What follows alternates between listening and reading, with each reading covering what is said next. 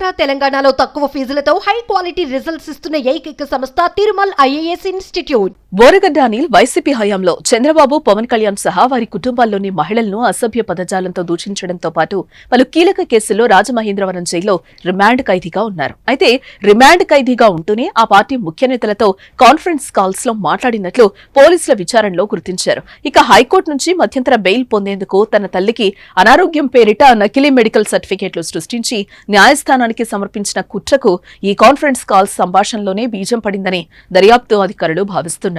రాజమహేంద్రవరం కారాగారంలో అనిల్ కుమార్ కదలికలు, ఫోన్ సంభాషణలపై నిఘా లేకపోవడం, జైలు సిబ్బంది అతనికి దాసోహం అవడమే దీనికి కారణమని విమర్శలు వ్యక్తమవుతున్నాయి.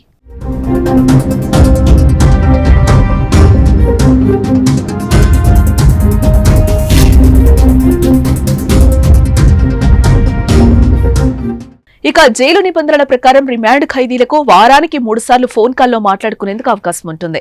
వారి సంభాషణలు రికార్డ్ అవుతూ ఉంటాయి. వాటిని ఎప్పటికప్పుడు వింటూ ఏదైనా సందేహం వస్తే అప్రమత్తం అవ్వాలి. అత్యంత వివాదాస్పద ఖైదీ అయిన బోరగడ్డ అనిల్ కుమార్ వ్యవహారంలో రాజమహేంద్రవరం జైలు అధికారులు ఇవేవీ పట్టించుకోలేదు. బోరగడ్డ అనిల్ జైల్లో నుంచి తొలుత ఒక నెంబర్కు ఫోన్ చేసేవాడు. అవతలి వ్యక్తి వైసీపీ ముఖ్య నేతల్ని, మరికొందరికి తన నెంబర్ నుంచి కాన్ఫరెన్స్ కాల్స్ కలిపి బోరగడ్డతో మాట్లాడించేవారని పోలీసులు గుర్తించారు తెలుస్తోంది. ఈ కాన్ఫరెన్స్ కాల్ సంభాషణలు యథేచ్ఛగా కొనసాగినప్పటికీ జైలు యంత్రాంగం పట్టించుకోలేదు. అతను మధ్యంతర బెయిల్ పై విడుదలైన విషయాన్ని పోలీసులకు తెలపకుండా గోప్యంగా ఉంచటంపై విమర్శలు వస్తున్నాయి.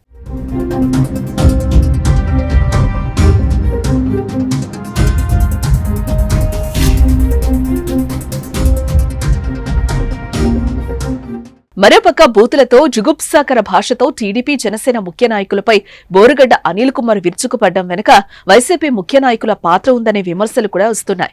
ఇప్పుడు అతన్ని జైలు నుంచి బయటకు తీసుకొచ్చేందుకు కూడా వారే సహకరించినట్లు అధికారులు గుర్తించినట్లు సమాచారం. మరోపక్క తనకు సంబంధించిన సమాచారం కుటుంబీకులకు తెలియచేయటం కోసం జైలు రికార్డులో తన సోదరి ఫోన్ నెంబర్ను నమోదు చేయించిన అనిల్ అదే నెంబర్కు కాల్ చేశారా లేదా వేరే నెంబర్లకు చేశారా, ఏ నెంబర్లకు కాన్ఫరెన్స్ కాల్స్ కలిపేవారు, అవి ఎవరివి అనే దానిపై కాల్ డేటా రికార్డ్ తీసి విశ్లేషిస్తే ఈ మొత్తం కుట్ర వెనుక ఎవరు ఉన్నారనేది బయటపడే అవకాశం ఉందని అధికారులు భావిస్తున్నారు. అందుకే ఆ దిశగా దర్యాప్తు చేస్తున్నారు.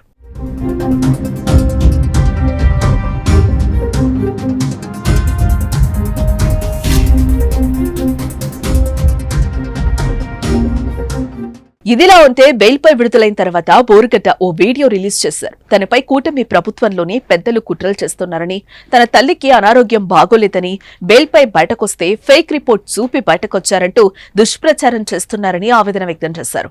మరోపక్క తనకు బెయిల్ రాకుండా చేసి తనను జైల్లోనే చంపేయాలనే ప్లాన్ కూడా చేస్తున్నారని, తనకేమైనా అయితే తన చావుకు కూటమి ప్రభుత్వంలోని ముఖ్య నేతలే కారణమంటూ ఓ వీడియో రిలీజ్ చేశారు బోరగడ్డ.